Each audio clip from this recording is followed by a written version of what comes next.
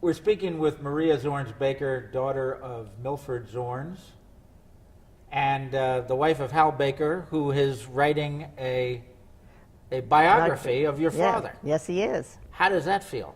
Actually, it's been fascinating for me because I've learned probably more about my father than I ever knew before. And having Hal involved in that's been a lot of fun. I've really enjoyed the conversations that we've had along the lines of, well, do you remember this or do you remember that?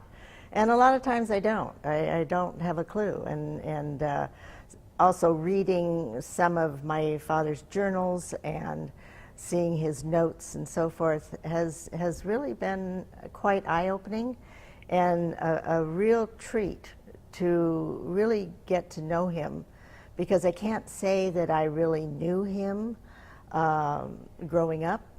I think I began to understand and get to know him better as an adult, but still there was a whole world that I didn't know about. Well, of course, nobody really knows their parents. That's exactly right. Because they are your Too close. parents. Yes, yeah. Exactly. And we, as adults, we have a new perspective on Yes. them. It always changes. But of course, you probably didn't realize that your father was relatively famous. He was a nationally known figure. I did not know. He was just dad. He was dad. And in fact, it wasn't really until I was probably in junior high that I really zeroed in on the fact that painting was his career, and he wasn't just having fun. He enjoyed it, obviously, but I could never figure out what his career was. I'd go to class and we'd have a parents' day, and kids would get up and talk about, so-and-so's dad is a lawyer and so-and-so's mother's an attorney or a chef or something.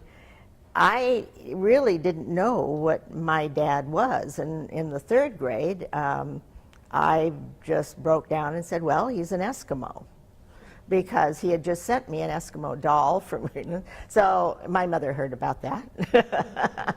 And I think she finally maybe decided that I needed a better understanding of what my father did for a living.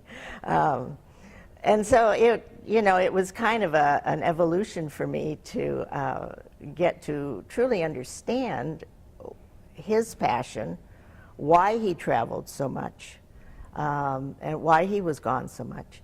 And my mother was very good at, once she realized I was kind of confused, setting me straight as to really what our life was about.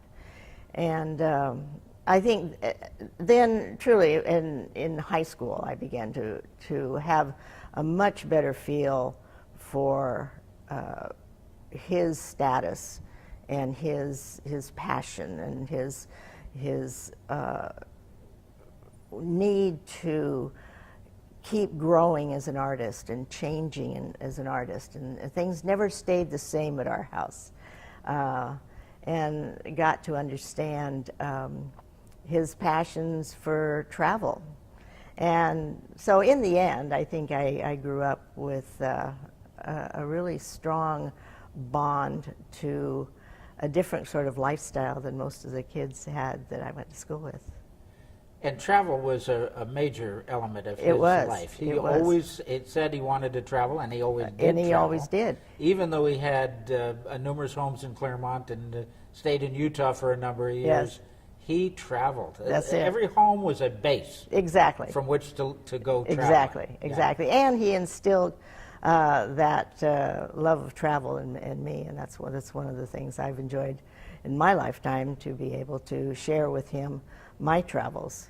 And when he went to Uganda, I was very pleased, because I had been to Africa several times, and I had always wanted him to go to Africa because of the landscape and the people are so incredible. So I was very pleased when he went to Uganda, and the paintings that he did there were magnificent.